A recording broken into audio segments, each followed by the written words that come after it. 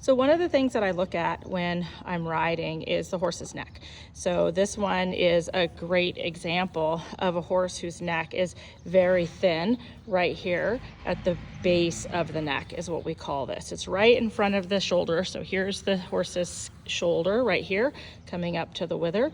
So when you are holding your reins, it's that spot that the reins kind of tuck into. So if you have a horse who's getting a rub mark like right here on his neck during the winter, it's because the fattest part of your horse's neck is that part in the middle. So this one, I can get him in the wrong place.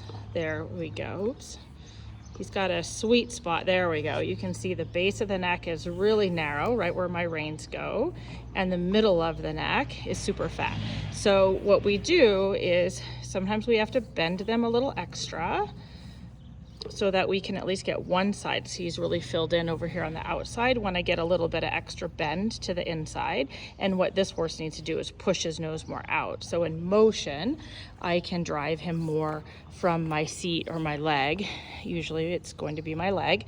And I can fill in this little pocket that he has right here of atrophied muscle. So this is muscle that is smaller than it should naturally be because their neck should not be smaller in front of the shoulder than it is up at the middle area.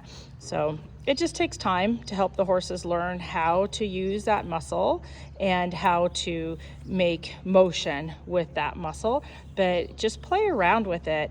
Even if you have to have a little too much bend, like you see if I position this horse with a little more bend, I can fill that pocket in pretty good. And I'm just doing this standing still one-handed. So with motion, it's a little bit easier to find that steady connection. Send them forward from your leg. Forward does not have to be faster. And just think of squeezing them from the leg up into the base of the neck until they take a little better contact and widen that muscle. Happy riding, everyone. Be sure to hit the like button, subscribe to my channel, and you'll be able to see my weekly videos. Here is a really good example of a horse whose base of the neck is quite wide in comparison to where the middle of the neck is. And this is just development that comes with working on your connection from the back legs into the front legs. In just 1 week of focusing on this horse's base of the neck right here being the fattest point during his work, he has already substantially developed that muscle. Now, to give his owner a lot of credit, she had already started accessing this since she purchased him early this year.